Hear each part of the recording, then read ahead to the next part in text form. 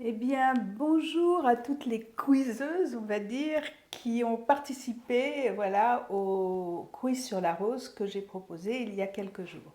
Alors, je devais normalement vous donner les réponses en live ce soir à 20 heures, mais malheureusement, je ne pourrai pas être là. Voilà, parfois il y a des impondérables dans la vie et il y en a un ce soir. Donc, c'est pour ça que j'enregistre voilà, cette vidéo pour vous donner les réponses, pour que vous ayez les réponses et savoir un petit peu voilà, comment vous avez répondu.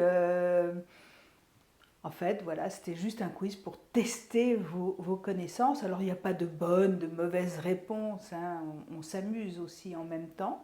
Mais on voit un petit peu où on en est, ce qu'on sait, ce qu'on ne sait pas. Voilà, puis on apprend. Donc, je vais commencer par vous donner donc les réponses. Alors, à la première question, voilà, quelle est l'autre appellation de la rose centifolia? La plupart d'entre vous ont bien répondu, c'est effectivement la rose de mai. Fameuse rose de mai que je vais aller cueillir avec un groupe de personnes que j'emmène avec mon amie Magali Kenney à Grasse prochainement, là, du 1er au 4 mai, où nous allons aller la cueillir, la sentir, bref, nous allons nous immerger totalement dans cette rose de mai, cette magnifique rose de mai, au parfum miellé, au parfum frais, doux. Bref, il faut la découvrir. Je vous invite vraiment à aller sentir une belle rose de mai. Ensuite, la deuxième, eh bien, c'est quelle est la partie de la rose qui est utilisée pour produire l'huile essentielle. Vous avez tous et toutes répondu correctement, ce sont les pétales. Ensuite, eh bien, combien de pétales possède généralement une rose centifolia, une rose centifolia? J'ai eu plein de réponses, toutes diverses et variées. Alors, normalement, en moyenne, généralement, c'est 100 pétales. Voilà. 100 pétales pour une rose centifolia, voilà, de taille tout à fait normale. Alors, ce qui est joli avec la rose centifolia, je ne sais pas si vous avez fait attention, mais la rose centifolia, elle a des petits sépales à la racine de son cœur, hein, ces petites feuilles vertes autour qui forment comme une étoile.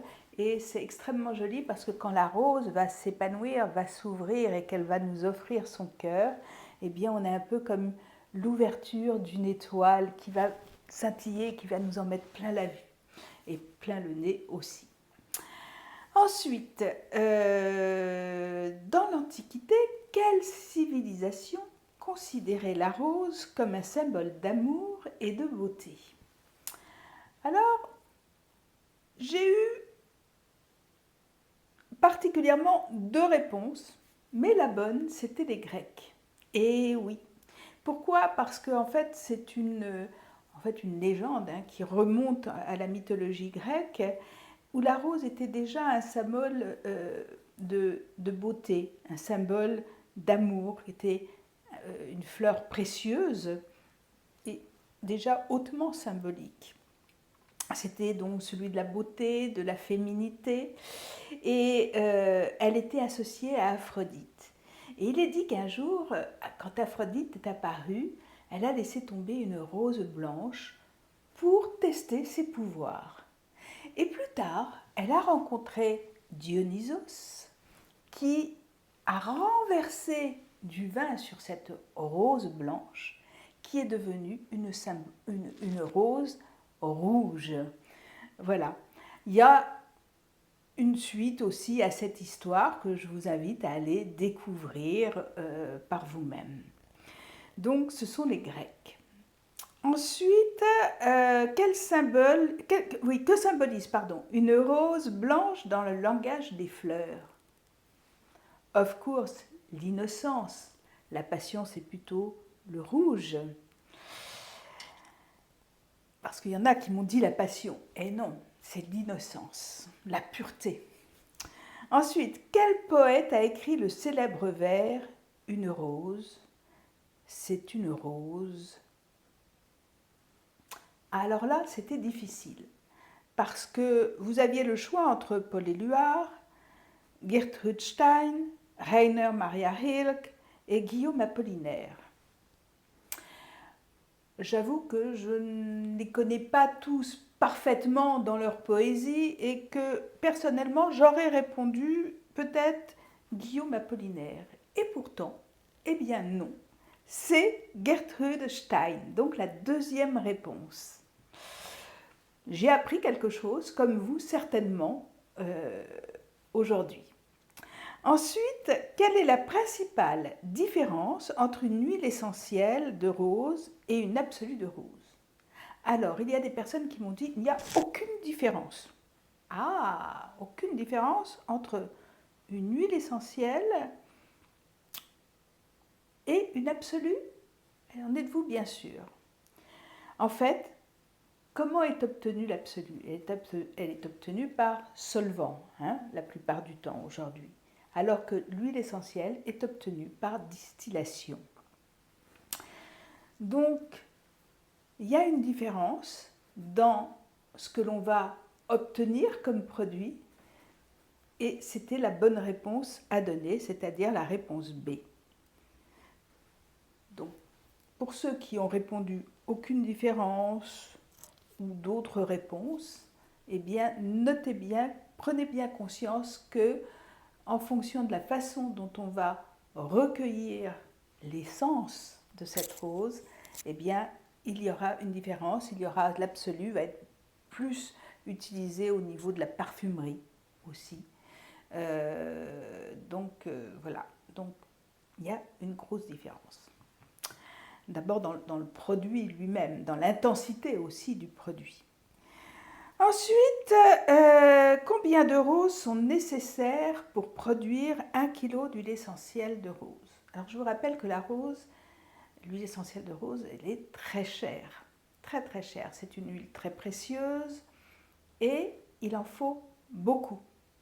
Alors là, c'est pareil, j'ai eu quasiment toutes les réponses. En réalité, c'est 4 tonnes de pétales de rose pour 1 litre d'huile essentielle. Quelle est la note principale de la rose en parfumerie? Alors, quand on regarde sur la pyramide olfactive, vous avez les notes de tête, les notes de cœur, les notes de fond. En moyenne, généralement, cette note, c'est plutôt une note de cœur. Mais je peux accepter qu'on la mette parfois en note de tête ou en note de fond. Quoique les notes de fond, on va avoir des choses plus animales, plus charnelles, plus denses pour l'accompagner. Des bois aussi. Donc plutôt en note de cœur. C'était la bonne réponse. Et enfin, je crois qu'il y avait deux autres questions, les voici. Dans quelle ville française la rose centifolia est-elle particulièrement cultivée? Je vous ai donné la réponse tout à l'heure, c'est à Grasse. La capitale vraiment de la parfumerie, où il y a de magnifiques champs et de producteurs de roses qui fournissent les plus belles roses à toute la parfumerie française. Ensuite, à quelle heure de la journée la cueillette des roses est-elle généralement réalisée pour préserver leur parfum?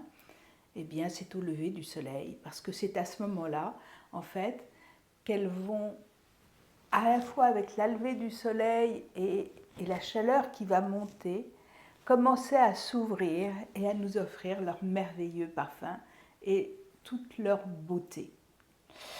Quel est le pays le plus grand producteur mondial de roses de Damas? C'est la Bulgarie. Alors beaucoup m'ont dit la Turquie, le Maroc. Alors oui, c'est un peu en concurrence, on va dire, avec entre ces trois pays, mais la principale, c'est la Bulgarie. La rose de Damas vient vraiment de la Bulgarie. C'est une des plus belles que je connaisse. Voilà les amis, donc bravo à celles qui ont fait des sans fautes, il y en a eu. Bravo à celles qui ont fait des fautes. Merci d'avoir participé, voilà, c'est important. c'est sympa. J'espère que ça vous a appris des choses, ce quiz.